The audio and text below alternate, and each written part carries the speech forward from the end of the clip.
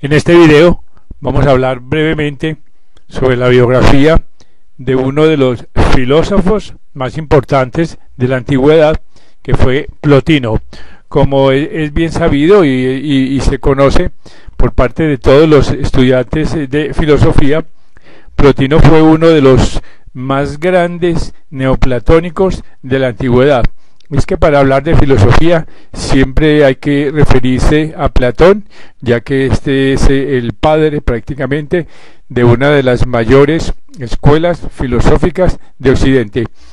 Para el efecto nos vamos a servir de un libro llamado El Glosario Teosófico, escrito por Helena Blavatsky, que fue la fundadora de la Sociedad Teosófica.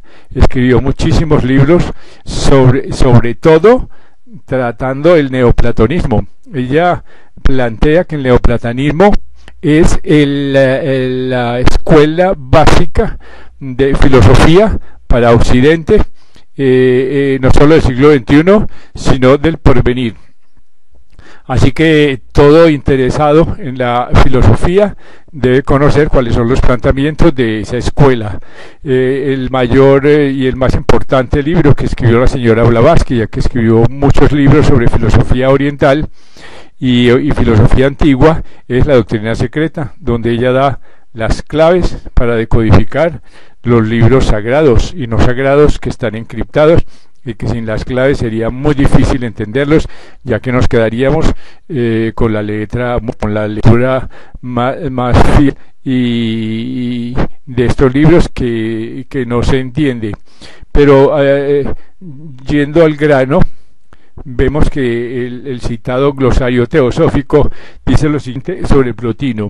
Dice: el más ilustre, el más grande y más eminente de todos los neoplatónicos, después de Amonio Sacas, fundador de dicha escuela.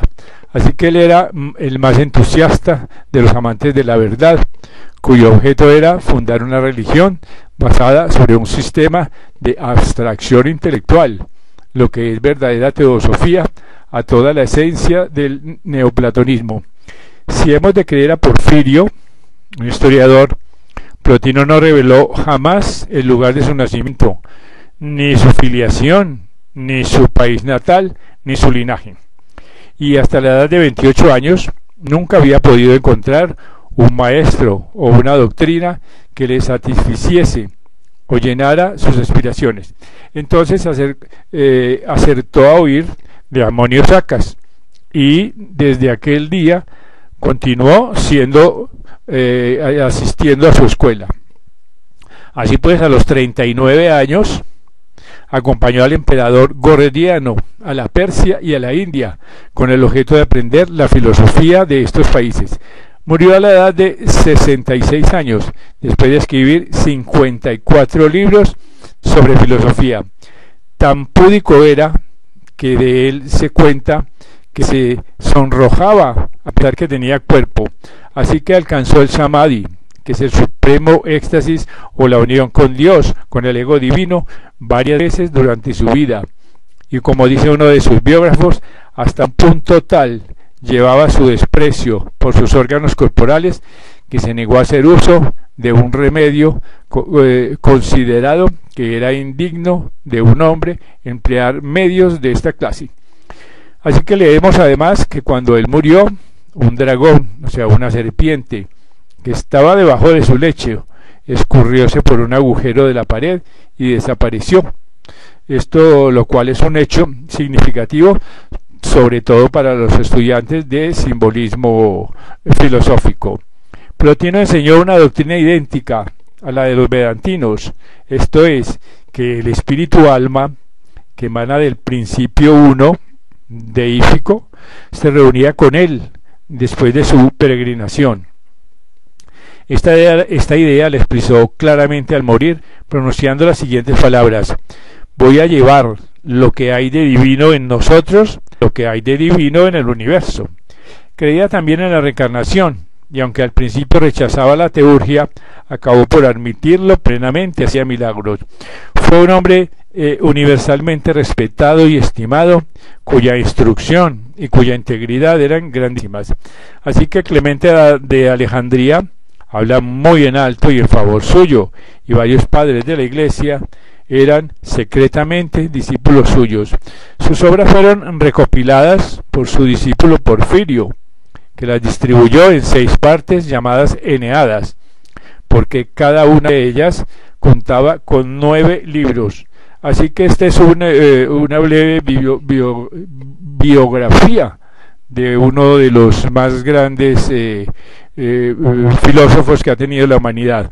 Pero veamos qué es lo que dice el citado glosario teosófico sobre Platón, ya que él era un discípulo de Platón. Dice que era un iniciado en los misterios y el más eminente filósofo griego, cuyos escritos son conocidos en el mundo entero. Fue discípulo de Sócrates y maestro de Aristóteles. Floreció unos 400 años antes de nuestra era, y desde una edad muy temprana se dedicó a las bellas artes, a la geometría, y en él los cálculos matemáticos se unieron al entusiasmo por la belleza. Las lecciones de Sócrates despertaron su vocación filosófica. A la muerte de su maestro concurrió a la escuela de Euclides en Megara y visitó a los filósofos de la Magna Grecia y a los sacerdotes de Egipto, y más tarde fundó en Atenas una escuela, centro luminoso cuyos resplandores se difundieron a lo lejos. Considera a Dios como causa y como sustancia, como el logos o el verbo, que contiene las ideas ternas, tipos de todas las cosas. Admite que las ideas son innatas en el alma humana y demuestra que el alma es de origen divino y participa de la sustancia divina, que es inmortal y que recibe el premio o el castigo que merece por su proceder, y sostiene además que sale repetidas veces de esta vida para volver a ella otras tantas. La moral de Platón se distingue por su gran pureza, y escribió este autor numerosas obras, entre las cuales merecen destacarse el Timeo, Fedón o la inmortalidad del alma, Fedro, el banquete, Gorgias, Eutifrón, Pitágoras, las leyes de la República.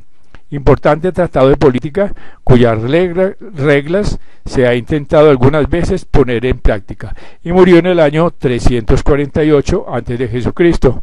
Este pues es una breve nota acerca de este par de filósofos que son vitales para entender la filosofía universal.